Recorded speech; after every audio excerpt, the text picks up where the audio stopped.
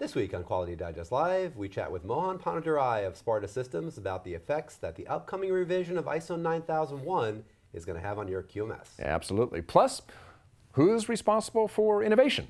Well, we'll find out when we come back.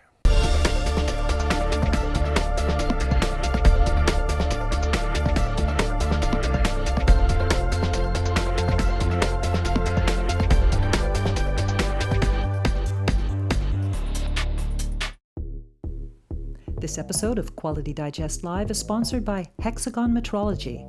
Hexagon carries the widest range of quality brands. With its extensive support network, Hexagon is also your partner. Hexagon Metrology. We are metrology. Welcome back to Quality Digest Live for December 5th, 2014. Yes, we're really back. here. Hey, live. Well, welcome back to our show for December 5th. QDL is your weekly look at who and what is making the news in the world of quality. I'm Mike Richmond, publisher of Quality Digest. And we're paying attention, really. Honest, we are. We'll just stare at you for a few seconds and see if you notice. I'm Quality Digest Editor-in-Chief, Dirk Ducharme. Well, you may not realize it, but there is a reason that the ocean color looks different from one place to the next. If any of you have traveled, you may notice that there's a difference. You know, you go everything from a dark blue water to, you know, this really greenish kind of color. And there's a reason for that. And it has to do with actually what is in the water. The color of scattered light from sunlit seawater contains information about ocean health and the concentration of substances such as chlorophyll in the water. So monitoring the color of the ocean gives scientists some information on the ocean in one area compared to, let's say, the ocean in another area, or even changes in the color in one part of the ocean over time. So think of color really as kind of a diagnostic tool of what's going on in the water. The problem is that taking color measurements from ships has really been difficult because of interference from other sources of light. So for example, skylight reflected off the ocean surface will affect kind of the reflectance measurement that they're trying to take of the water itself. Kind of the sky itself is kind of interfering with it. So scientists from NIST's Physical Measurement Laboratory have designed and produced a sandblasted blue tile, which they will hope will serve as an ocean-like reflectance sample for calibrating their instruments when they're out on the ocean taking measurements out there. It was currently deployed on NOAA's 2014 Marine Optical Characterization Cruise. This was a 10-day cruise with 44 planned observation points that sampled the Gulf Stream and coastal waters up and down the East Coast from Charleston, South Carolina to Chesapeake Bay. So before development, the scientists measured the reflectance of the tile using NIST's Spectral Trifunction Automated Reference Reflectometer, otherwise known as STAR. The tile will be measured at NIST following the completion of the cruise to assess its stability for use as a validation or check standard for ocean color measurement. So once again, NIST at work coming up with something that's kind of cool. I want to have these blue tiles. I think, you know, if you could have like a calibrated blue tile floor. For your bathtub. For your bathtub, wouldn't that be awesome? You could have an ocean tub. NIST traceable. NIST traceable standard, that's great. That'd be awesome. The standards that NIST comes up with, it's wonderful. Well, staying with the theme of standards for another moment, the Dimensional Metrology Standards Consortium and the American National Standards Institute recently announced that version 2.0 of the DMSC's Quality Information Framework has been approved as an American national standard. The DMSC is an ANSI-accredited standards developing organization working to foster interoperability among various dimensional metrology standards. The Quality Information Framework, better known as the QIF, you can see it right there, is the brainchild of the DMSC. It's intended to address technological gaps in the metrology industry that cost manufacturers many hundreds of millions of dollars annually. The QIF provides for interoperability through quality measurement planning, first article inspection, and discrete quality measurement. Now, version 2.0 of the QIF resolves the primary pain point of model-based metrologies, essentially the need for complete and accurate 3D product definitions that can be used in a common fashion across the plant or across the supply chain. Now, we examined the DMSC and the QIF at IMTS 2014. You remember, that's right. Dirk? Yep. We were there at the show. And as part of the Quality Digest Live that we broadcast from the floor of the show in Chicago in September, Dirk and I sat down with Ray Admire, one of the key architects of the consortium. You can find that interview in the archives here, qualitydigest.com, or on our YouTube channel. And I certainly would encourage anyone who's interested in this topic to go out and check out that interview. It was really good. Ray gave us a really good primer on what the QIF's all about, what the Right. DMSC is doing. And they've been working on this for a long time. I mean, many years, And yeah. a lot of really, really key vendors, metrology vendors, both on the hardware and the software side, are involved in this consortium. So it's Right. really a very complete look at the industry from very many different angles. And it really is going to be a boon for manufacturers of all sizes, because it really helps make sure that you have a consistent means of communicating this data, this metrology data, across multiple platforms and multiple software, multiple hardware and software platforms. So it's something that's been a long time coming, and it's good to see it's finally released. Yeah, so very interesting, very important work being done there by the DMSC. And again, check out Ray Admire's interview that we have on our YouTube channel or here on QualityDigest.com for a much broader look at this than Dirk and I can give you right here. So, of course, you can also learn more about version 2.0 of the QIF by checking out the story link just below this video player screen. As always, of course, links to all the news items and articles that Dirk and I are going to be covering on today's show are available, and it's all right down there. Right So down there. check it out. Okay, well, as we said at the top of the show, the release of ISO 9001 2015 is really just around the corner, sometime during November, I think, third or fourth quarter of next year. Of next year. So it's almost around the corner. Yeah. The draft international version actually has been released, and everyone is poring over it, parsing every word, phrase, and paragraph, looking for any kind of nuance or maybe ignoring those nuances that they don't like. Yeah. Here to shed a little light on some of the changes that we can expect is Mohan Ponnudurai, Industry Solution Director at Sparta Systems Product Management Group. Hi, Mohan. Okay, so let's just dive right into it here. What does Sparta see, or maybe what does Sparta and maybe all the other people you're talking to see as the biggest change in ISO 9001 2015, let's say from the current version? I would say the biggest change is inclusion of risk. Risk is really being explicitly stated as required, not only in your processes, but how you really differentiate and manage them from a impact perspective, consequences, and controls. So you not only have to have them in your processes, but also need to show the evidence and demonstrate that you have them. So that is probably one of the different or the biggest change in the 2015 release. Is that going to have much of an impact on existing ISO 9001 registered companies? It is going to have the biggest impact in the current ones because a lot of companies may have been using risk as part of their processes, but it was not part of the standard. Now that being in standard, as I said, they not only have to have it, but they have to show it demonstrably that they are using it, they have it in the process, and also they have to show that as part of their transition. For the existing companies, they have a 3-year transition plan from the time it becomes active, say end of 2015. So that means they will have transition plan until end of 2018.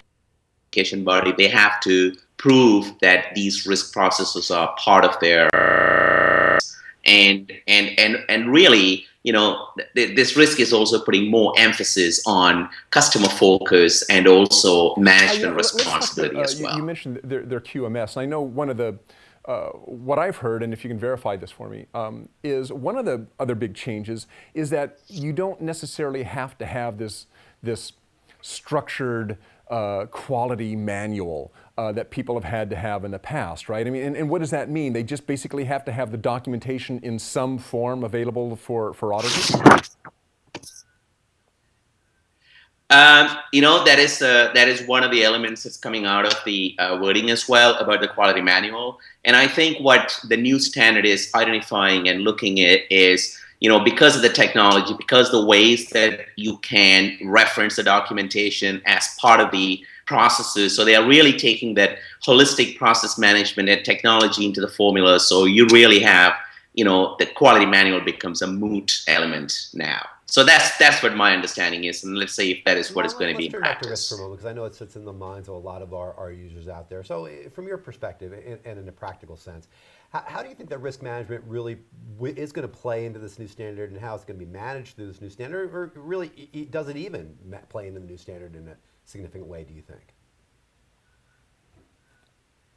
I think risk is being looked at and being used very, very in a serious way in a lot of companies. Life sciences industry has been the leader in using risk as part of the management for obvious reasons, because they have a lot of regulations, a lot of oversight, and it makes sense. And so ISO is really going, taking that lead and really bringing that into the ISO standard.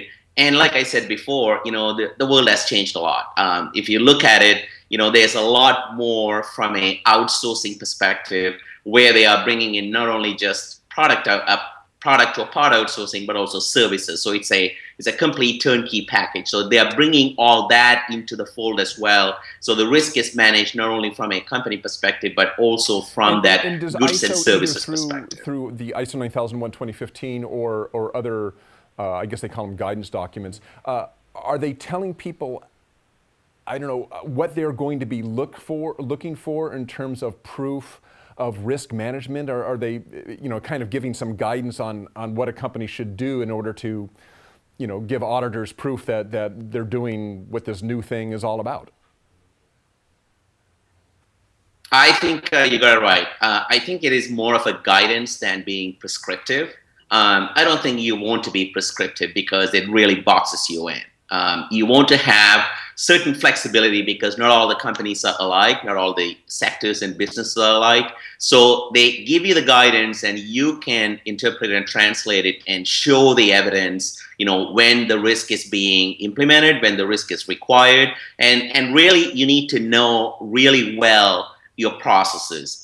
You have to understand it, and then you can use the risk as a parameter, as a metric to show, when it is important, when it's important, and when it's not important, and you're using that as a proof. When can we, from what you're hearing, and we kind of teased it a little bit, but when can we expect the released version of ISO 9001 2015? Are you getting some sort of feel for when that's going to be actually come out? Based on the conversations we have had, and also from our customers and whatnot, I think they're expecting it to be third quarter of 2015, but I think it'll be at least, it'll be before the end of 2015. And just to let everybody know, we do have Quality Digest and Sparta have a webinar coming up on Tuesday. That's next Tuesday, right? December 9th, coming up on Tuesday, yep. December 9th at 2 p.m. Eastern, on the impact, as it says there, the impact ISO 9001 revisions will have on your business and QMS. And Mohan, besides risk, what else are we going to be touching on that? There are a few other changes as well in the system. They actually have gone more into the structure of high-level structure, taking from 8 base levels to 10 base levels. And really the idea is to be broader in appeal broader areas of manufacturing, broader areas of different sectors, as I said about outsourcing models. So they have changed from products to goods and services. So that's one of the big changes. The second thing is they are making it more easier to use from a perspective of templates.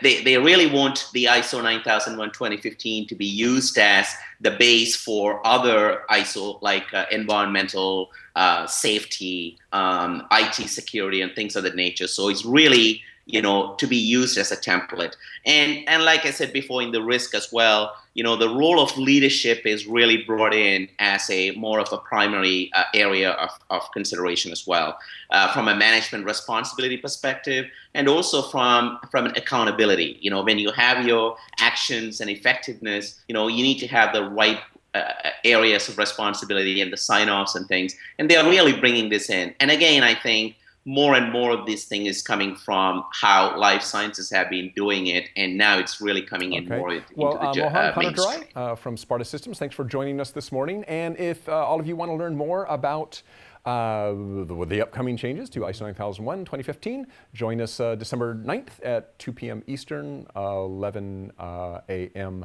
Pacific. And we're going to go on about this some more. Thanks, Mohan. Thanks, Mohan. You too. Yeah, bye. Yeah. Thank you. Have a good day, everybody. It's a good one. You can sign up for it actually through the article that's on the landing page here. There's a link down there. And Yep. keep an eye on your email. We're also going to be sending out some more reminders about that both on Monday and Tuesday of next week, right before the webinar. Okay. Now, let me throw a quote at you. Throw a quote at you too. No, okay. Throw a quote at everybody. Throw a quote at me. Innovation is everyone's job. That makes sense. Yeah, right? sure. Sure, why not? I mean, We all innovation like quality is recognized as a universally good thing, right? So top managers would like to think that everyone should innovate all the time so that their companies can win the race to come up with the next big thing, right? I mean, doesn't it make perfect sense to you? Well, it's a nice idea, but like many such nice ideas, this one crumbles to dust when faced with the light of reality. Say it isn't so. It's a sad thing. That's the premise of the article, and you can see it right there. Whose job is it anyway? His. That's right. Written by master innovator Jeffrey Phillips. The piece appeared in Monday's issue of Quality Digest Daily. Well, Phillips wonders about this idea that innovation can or should be everyone's job, quote unquote. In reality, everyone can't be given the training to innovate in the proper way or be given the time away from the regular day-to-day activities to think about how things could or should be better. Now, some people in the organization may be able to come up with useful, creative ideas anyway, but to think that everyone can do so or that they even should be encouraged to try, it probably is going to do more harm than good. I think that makes sense too. Sure. I mean, innovation's everybody's job, kind of makes sense when you think about it, but yet if everybody's trying to innovate all the time, who's doing the work? Who's doing the work, right? Somebody's going to do it. At the other end of the spectrum is the so-called, quote-unquote, ivory tower approach to innovation. In other words, you get a very small, very dedicated elite of thinkers who do nothing but think and dream up all day new ideas and new products, new approaches. They do that all day long. But in addition to creating a kind of a caste system within the organization, this approach also tends to yield innovations that aren't really that much in touch with the realities of the business. As Phillips writes in his piece, they, meaning those ivory tower dudes and dudettes, fall in love with technologies or their own ideas rather than understanding and fulfilling customer needs. Oh yeah, customers. Oh, geez. That old problem. Our company would work so well. We didn't have to deal with customers all the time. It's that old problem. Well, I've got a great idea. But we have to deal with customers. It's like we can't do that. But think about it. I mean, imagine how creative companies could be if they didn't have to worry about what customers want all the time, right? I mean, the mind boggles. All right, so what's the answer, right? Okay, as usual, it's the middle path between the two extremes. Innovation isn't everyone's job, it shouldn't be. And it's not something that you can really entrust to a tiny, dedicated elite that's far away from the operational necessities of the job and of the business. Middle and senior level managers are the ones who should, in Phillips' view, own innovation. They're the ones who are closest to the so-called levers of profitability that make or break most companies. That is, they understand strategically where the organization's bread is buttered, and they understand tactically how work gets done. They're intimately connected to inputs and outputs in their day-to-day existence, see what's needed to make things better, and they have a sense about how to make those changes and improvements. In other words, what do? Yeah, they innovate. They innovate. Yeah, okay. That's what they're doing anyway.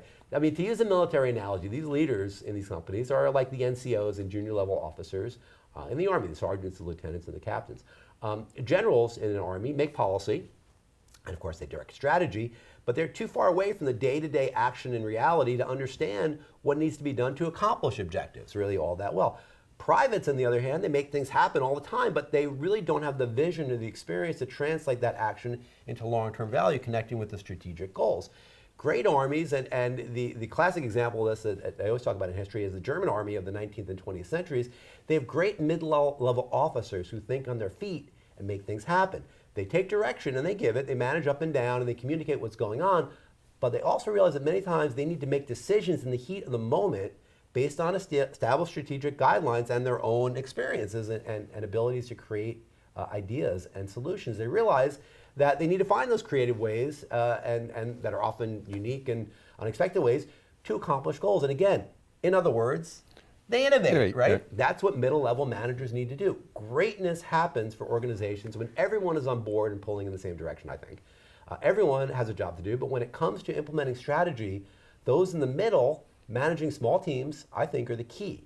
Innovation will naturally flourish in their hands if you encourage them to act on what they're seeing, and then, very key, report back. This helps spread those best practices discovered through actions and hard-earned wisdom throughout the enterprise. The Japanese do this really well. This idea that if you're going to pull the chain and you're going to stop something you see that's not working so well, and you're going to try to come up with a better way to do it, right?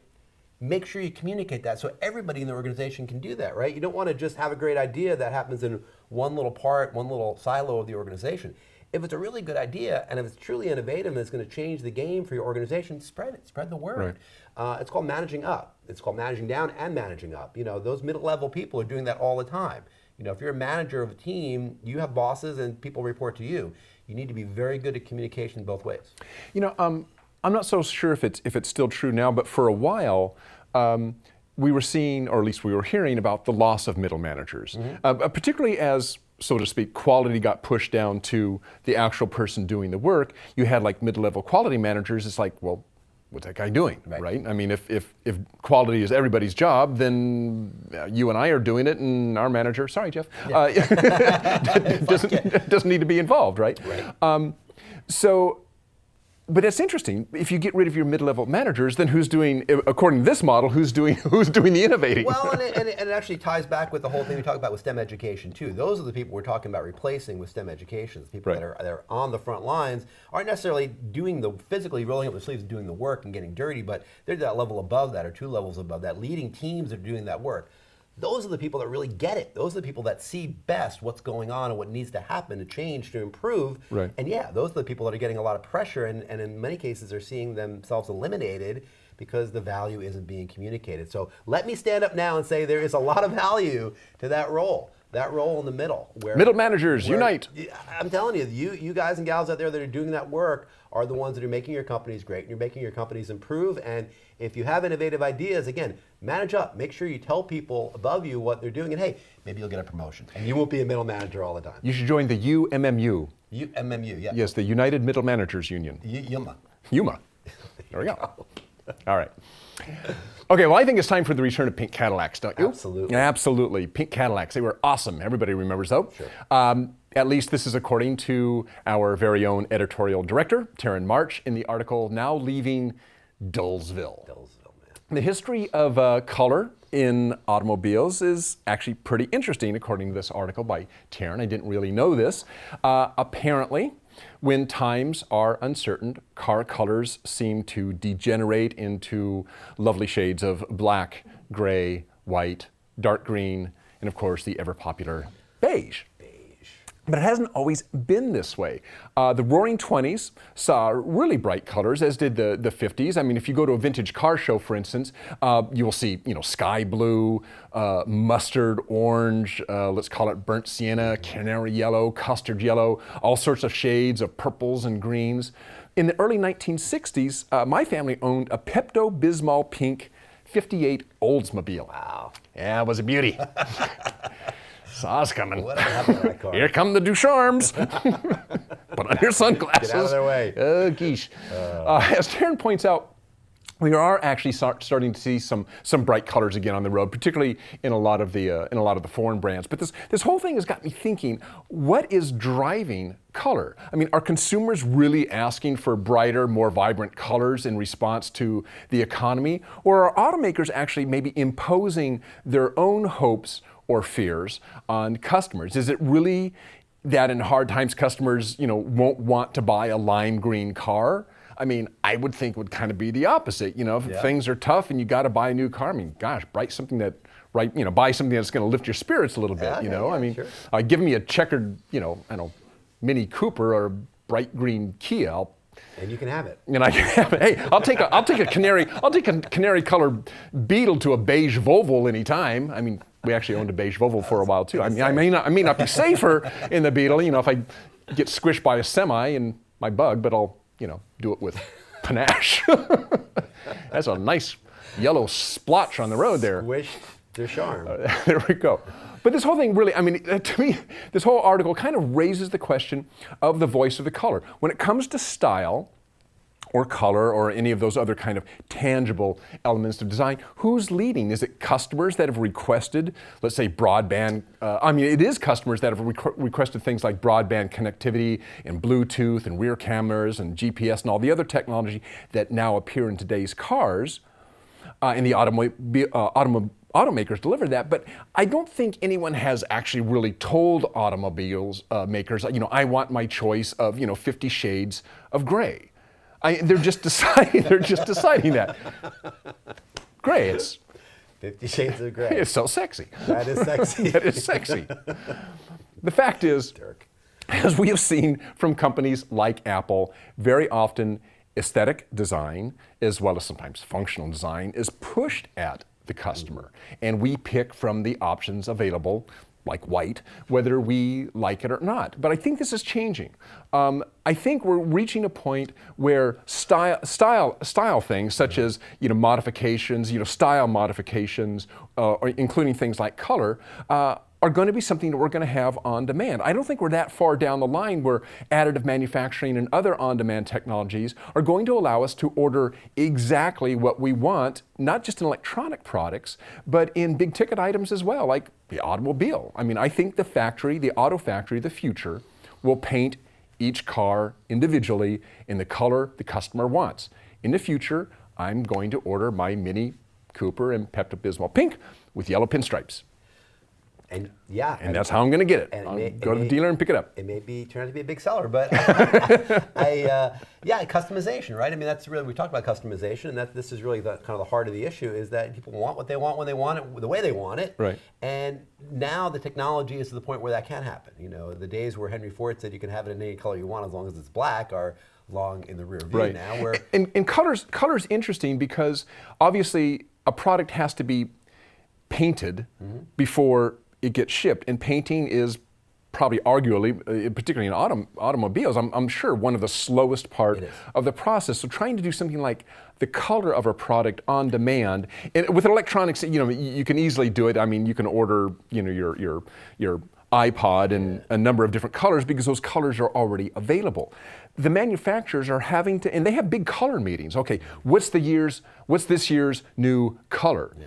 And they decide ahead of time what colors they're going to push based on a lot of different trends which are going on in industry, but it's not really based on customer feedback. It's based on what designers really like. What the designers decide what the hot new colors are going to be, and then they push them out. And I think that's going to change, even in color. I think it will too. I mean, color is an important thing. I mean, there's such an interesting connection between color and emotions. People see colors and they kind of feel colors, and it's a big thing. It's certainly a big thing when you're launching a product too, to figure out what color your logo is going to be.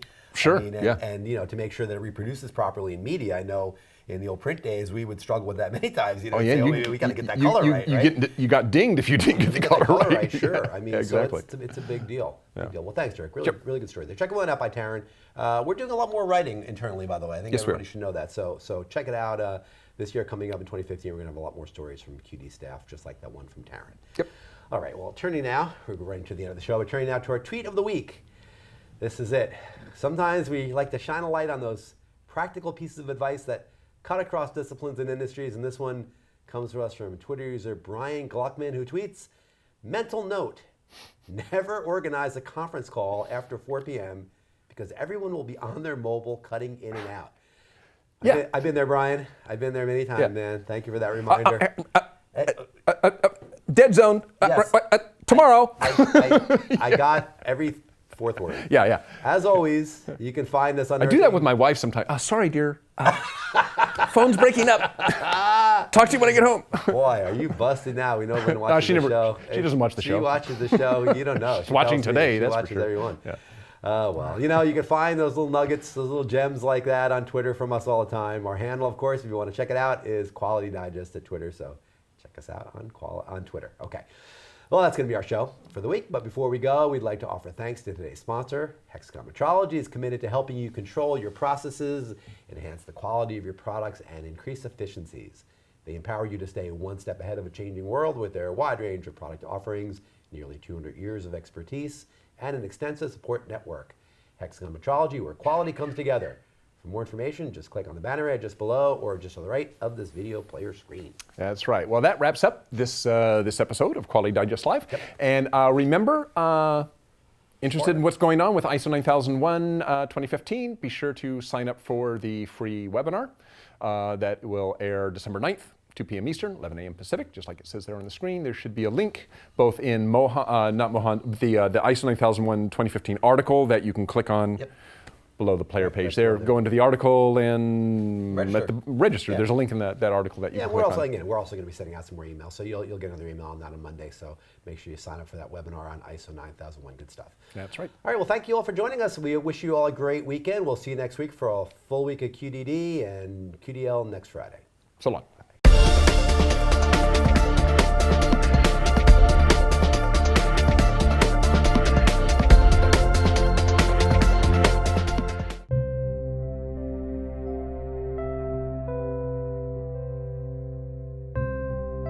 Four, three, two, one, fire.